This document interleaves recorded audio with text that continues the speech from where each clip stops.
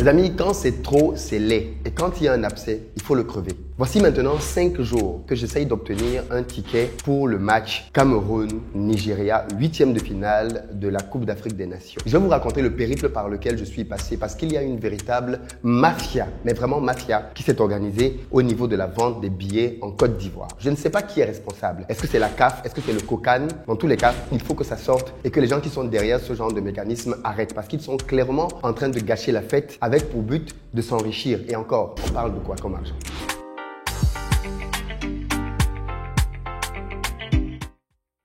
Salut à toi, bienvenue sur ma chaîne, moi c'est Philippe Simo. Ici je te parle du business et du développement du continent africain. Donc si tu es nouveau ici, abonne-toi pour ne rien manquer.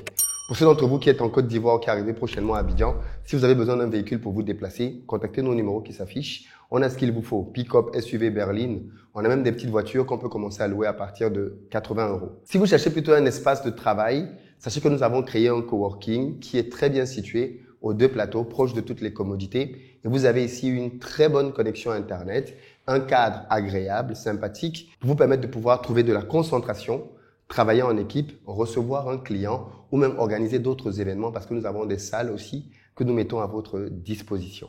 Alors comme je disais en introduction de cette vidéo, il s'est malheureusement établi en Côte d'Ivoire une véritable mafia autour de la vente des billets pour les matchs et je pense qu'il est important de vraiment le dénoncer. On nous a dit avant le début de la CAN que les matchs du premier tour étaient quasiment sold out. Et pourtant, on a été très surpris de constater que le match de l'ouverture avait moins de 40 000 personnes au stade. Pour un stade qui peut en accueillir 60 000. Ça a bien évidemment gâché la fête de voir des espaces du stade qui étaient vides. Dès le lendemain, dans la même poule du pays organisateur, on a eu un match qui avait 8 500 personnes pour une capacité de 60 000. Donc autant dire un stade vide.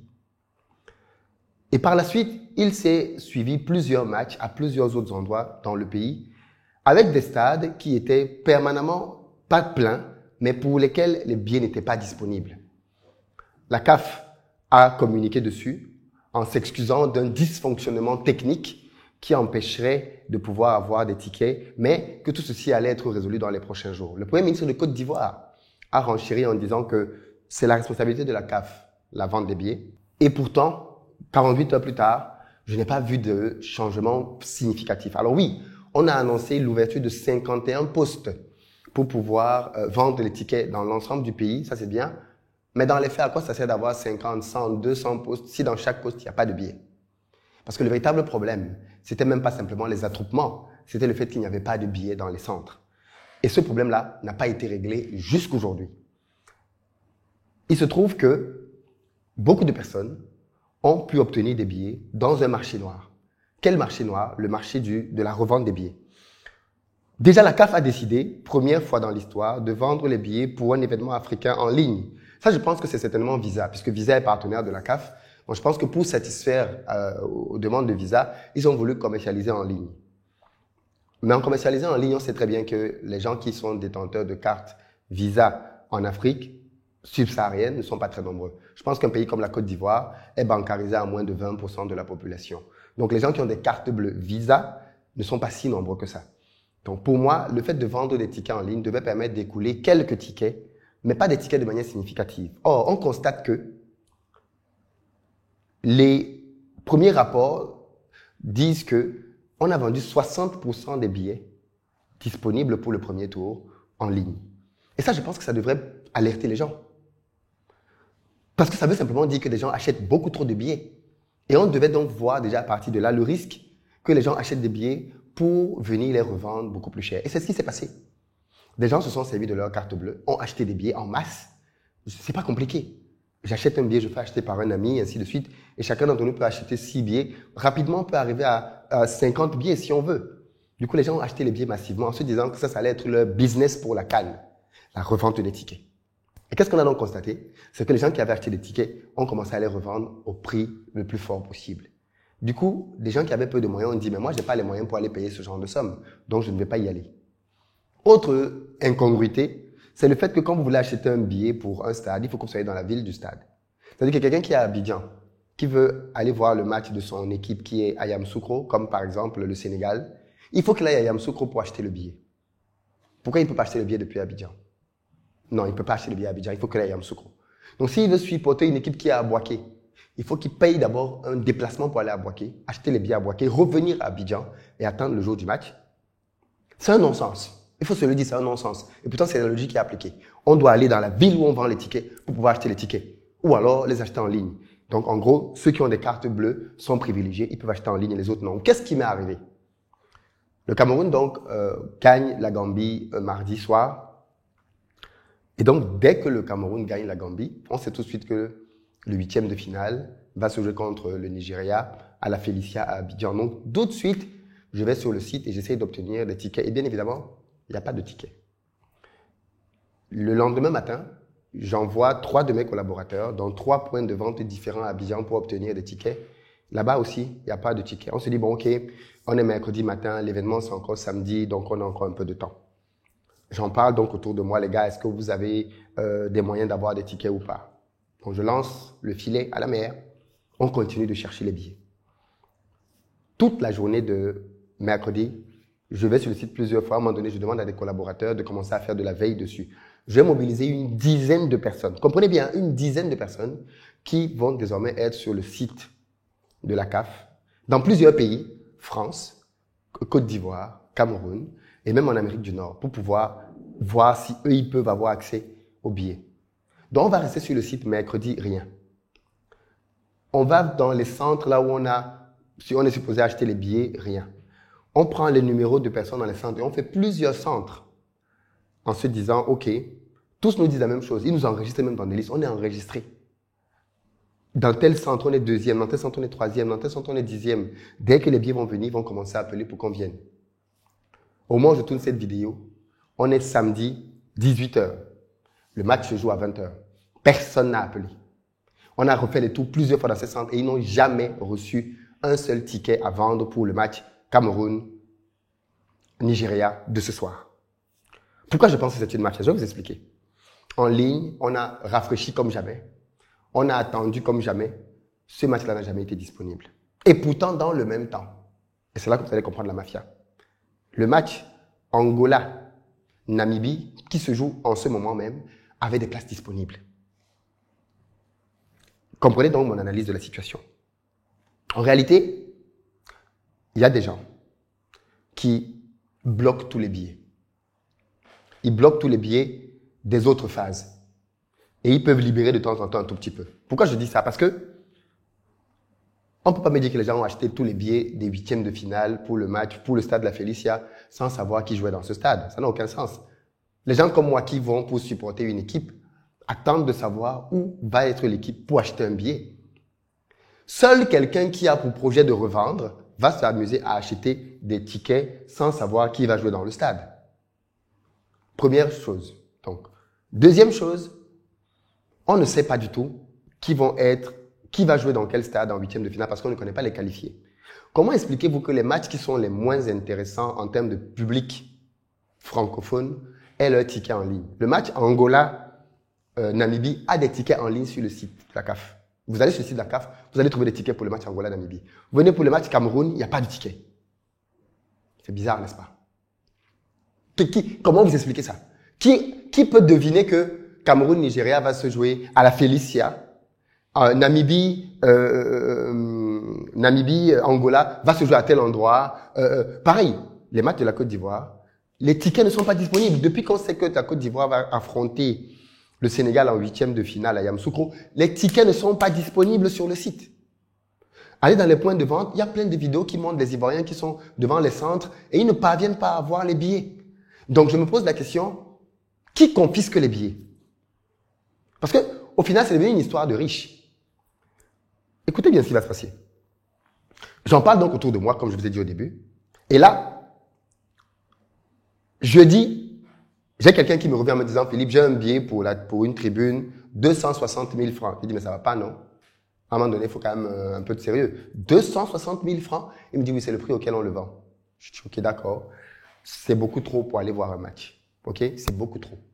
260 000, ça fait 150, 300, pratiquement 400 € pour aller voir un match de 8e de finale qu'on peut voir dans une fan zone. No way. Gratuitement en plus, no way.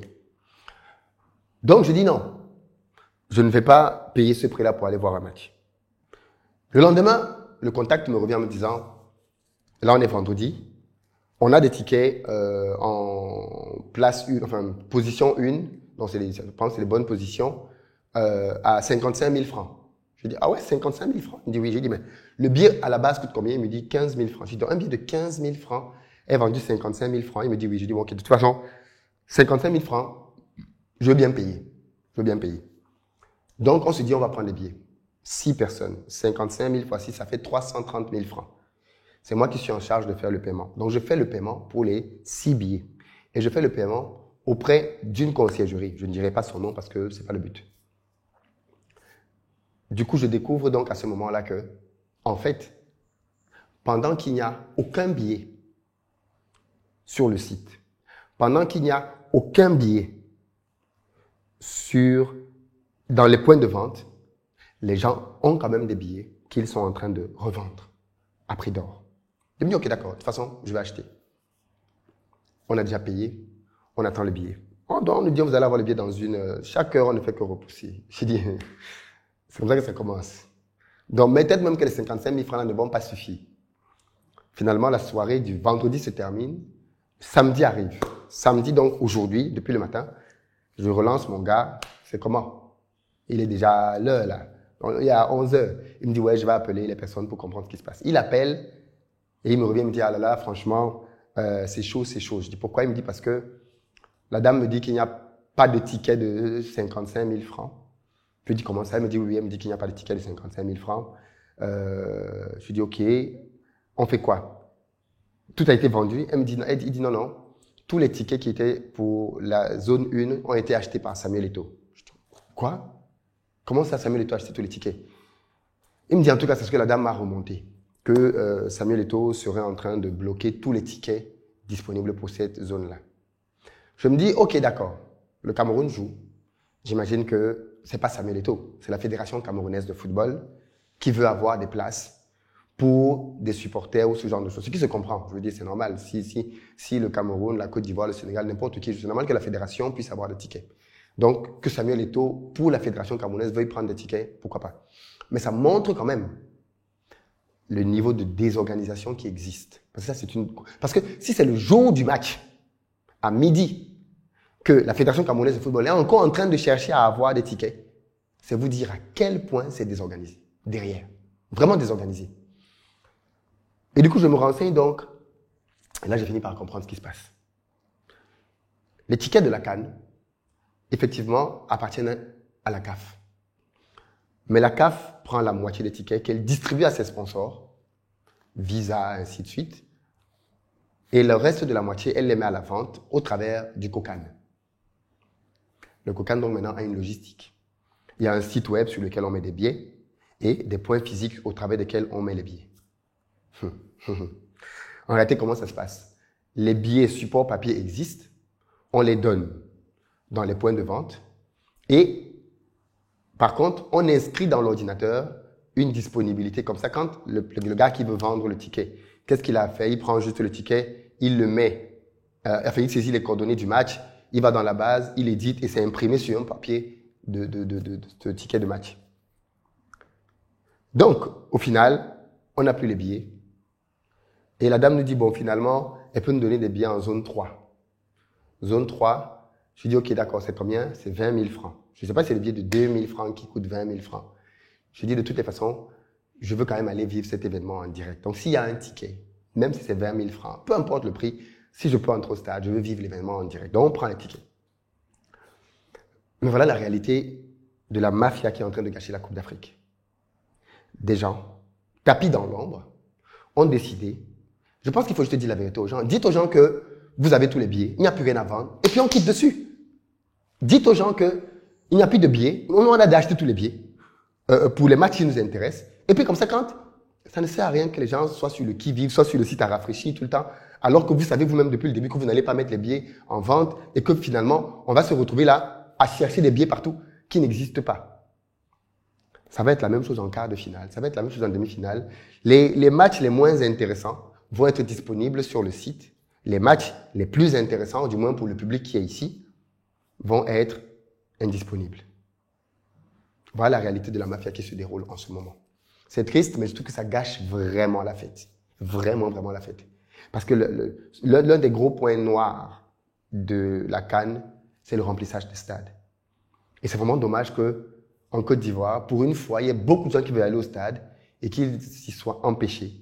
Parce qu'il y a une mafia de revente des tickets qui ne dit pas son nom. Combien de personnes peuvent payer un ticket à 20 000 francs pour aller voir un match? Combien peuvent payer 55 000 francs pour aller voir un match? Est-ce que c'est la CAN des riches? C'est la CAN des riches, donc le football c'est pour les riches. Il faut que ce soit les riches qui aillent au stade pour voir les matchs. Je pense que c'est un sport populaire et c'est pour ça que c'est le sport le plus suivi au monde. Mais malheureusement, ici, on est en train de complètement gâcher les choses et ça, c'est vraiment, vraiment dommage. Je tenais à le signaler parce que les gens en parlent comme si c'était quelque chose d'anodin. Non, c'est grave, c'est vraiment grave et j'espère que cette vidéo va permettre que la CAF, en tout cas transmettez aux gens de la CAF, du COCAN, mais c'est trop. Franchement, c'est trop. Il faut juste desserrer les taux, les gars. C'est trop, c'est trop, c'est trop.